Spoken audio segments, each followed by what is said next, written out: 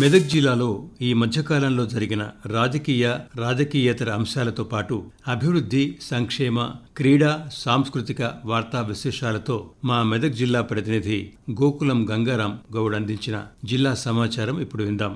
జిల్లాలో ప్రజాపాలన దినోత్సవం పండుగ వాతావరణంలో నిర్వహించారు. ఈ వేడుకలకు ముఖ్య అతిథిగా రైతు సంక్షేమ కమిషన్ చైర్మన్ కోదండరెడ్డి పాల్గొని జాతీయ జెండాను ఆవిష్కరించారు.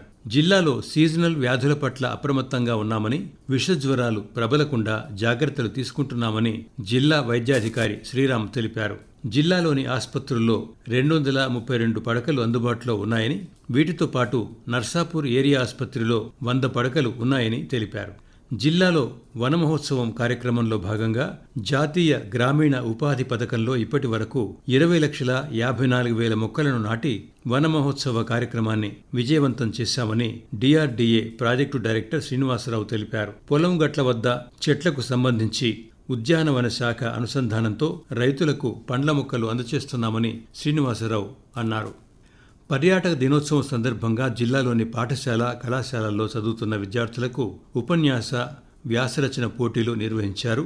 పోటీల్లో విజేతలకు కలెక్టర్ రాహుల్ రాజ్ ప్రశంసాపత్రాలు అందజేశారు. జిల్లాలో రాష్ట్ర వైద్య ఆరోగ్య శాఖ మంత్రి దామోదర్ రాజనరసింహ పలు అభివృద్ధి కార్యక్రమాల్లో పాల్గొన్నారు. వైద్య కళాశాలను సందర్శించారు.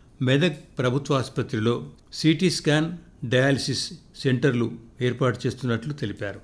రాష్ట్ర దేవాదాయ, ధర్మాదాయ, అటవీ శాఖ మంత్రి కొండా సురేఖ జిల్లాలో పర్యటించారు. ఇప్పటి వరకు జిల్లాకు 12,000 కోట్ల రూపాయలు అందించామని, మెదక్లో ఉన్న దేవాలయాలను ఎకో టూరిజం హబ్గా తీర్చిదిద్దామని తెలిపారు. త్వరలో రేషన్ కార్డులు డిజిటల్ కార్డు రూపంలో అందజేస్తామన్నారు. జిల్లాలో వినాయక నవరాత్రి ఉత్సవాలు ప్రశాంతమైన వాతావరణంలో నిర్వహించారు.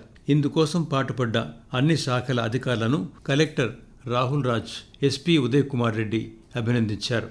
జిల్లాలో 2024-25 సంవత్సరానికి గాను రైతులకు 387 కొనుగోలు కేంద్రాల్ని అందుబాటులోకి తీసుకొస్తున్నామని పౌర సరఫరాల అధికారి శ్రీనివాస్ తెలిపారు. ప్రస్తుతం కొనుగోలు కేంద్రాలకు 1 కోటి గోనె సంచులు అవసరం ఉండగా ప్రస్తుతం 37 లక్షల సంచులు అందుబాటులో ఉన్నాయని అన్నారు.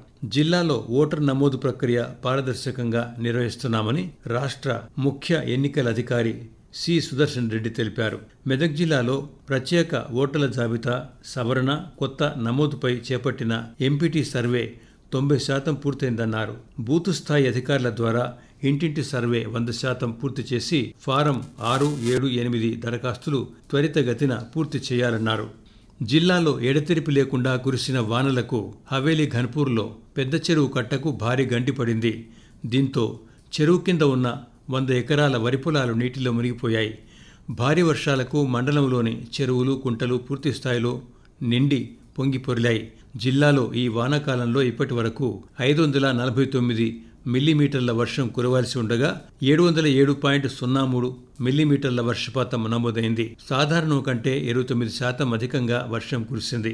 మాసాయిపేట మండలంలో సాధారణం కంటే 60% అధికంగా, 14 మండలాల్లో 20 నుంచి 59% అధికంగా వర్షం కురిసింది.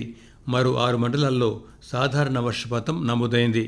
జిల్లాలోని ప్రసిద్ధ పుణ్యక్షేత్రం ఏడుపాయల ఆలయం సింగూరు నుంచి నీటిని విడుదల చేయడంతో 9 రోజులు జల దిగ్బంధంలో ఉంది. ఆలయ అర్చకులు మాత్రమే గర్భగుడిలోకి వెళ్లి తెల్లవారుజామున మంజీరా జలాలతో అమ్మవారికి అభిషేకం, సహస్రనామార్చన, కుంకుమార్చనతో ప్రత్యేక పూజలు చేసేవారు. ఆలయం తాత్కాలిక మూసివేతతో రాజగోపురంలో అమ్మవారి ఉత్సవ విగ్రహాన్ని ప్రతిష్ఠించి భక్తులకు దర్శనాన్ని కల్పించారు.